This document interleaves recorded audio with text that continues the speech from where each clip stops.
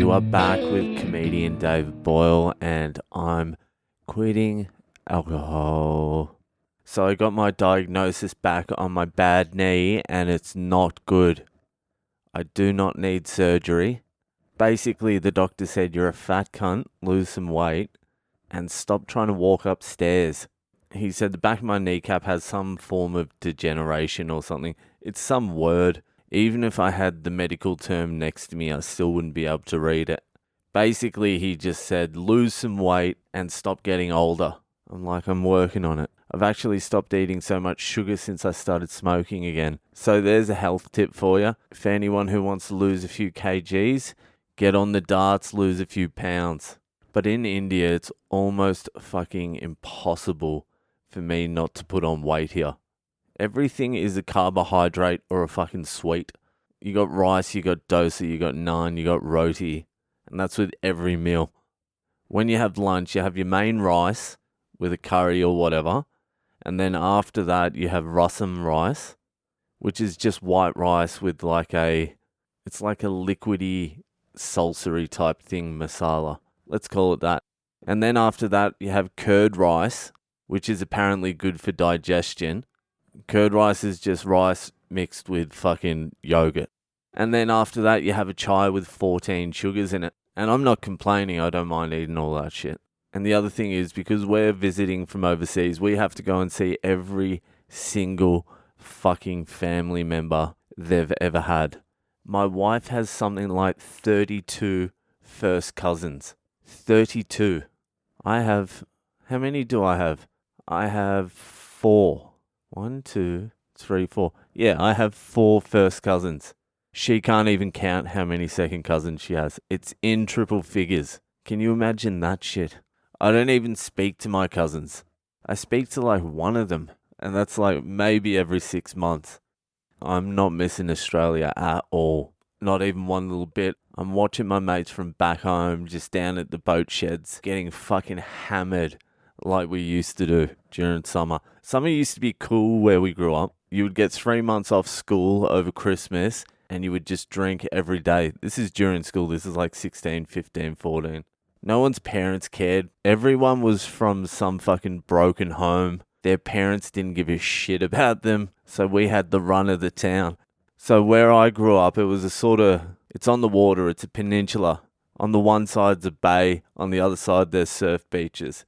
But when I was growing up, this town was a piece of shit.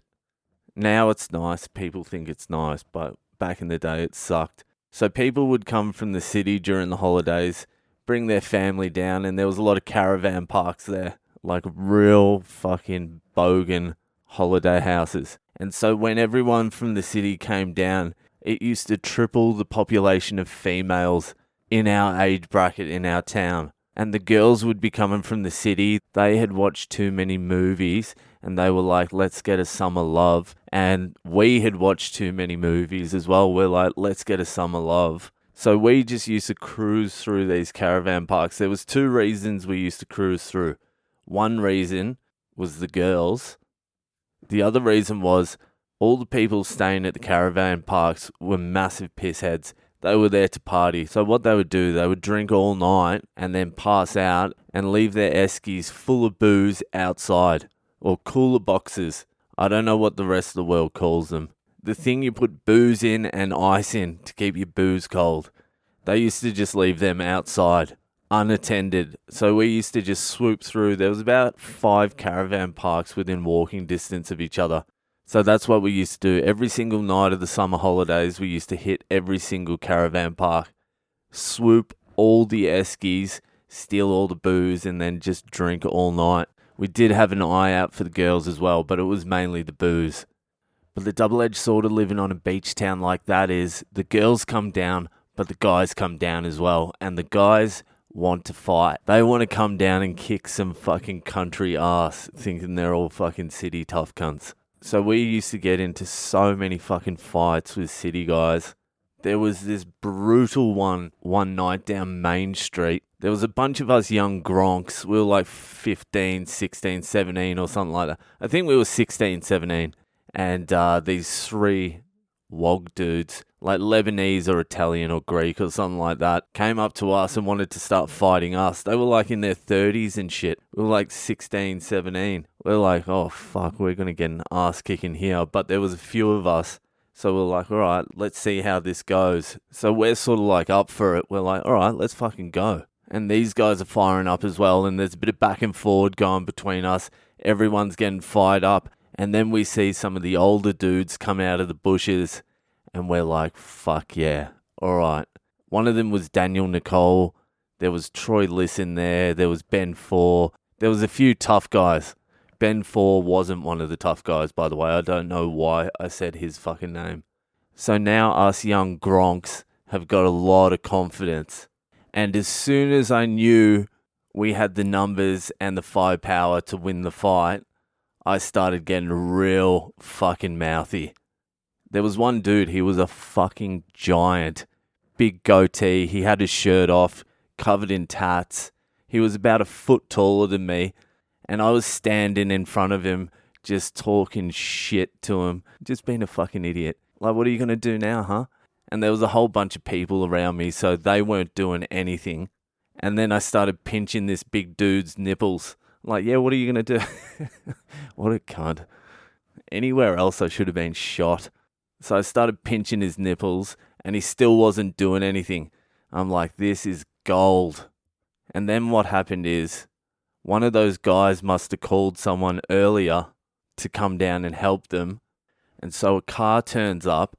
A few guys pile out of that. The big guy sees his backup coming.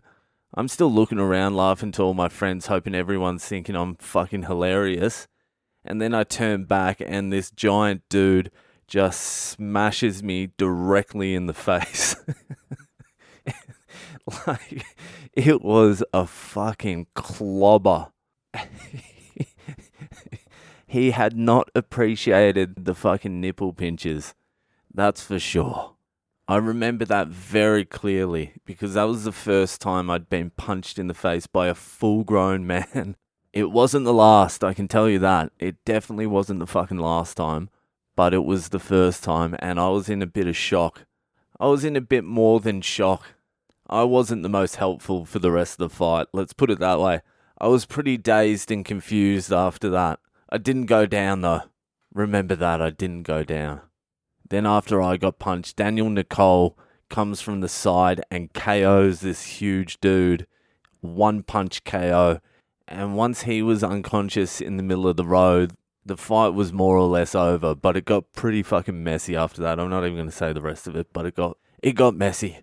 It was all self-defense. So that was summer holidays in a little town called Dramana. If you're ever in Melbourne, avoid it like the plague. Alright, that's it for me tonight. I'm done. Add me on social media on Boyle Comedy, on Instagram, Facebook, and Twitter. Send me in some stories. I know you are having a fun break, but send me in some goddamn stories, or make some stories and then send them in to me. And also, rate, review, subscribe to the podcast, tell your friends about it, and say a fucking later.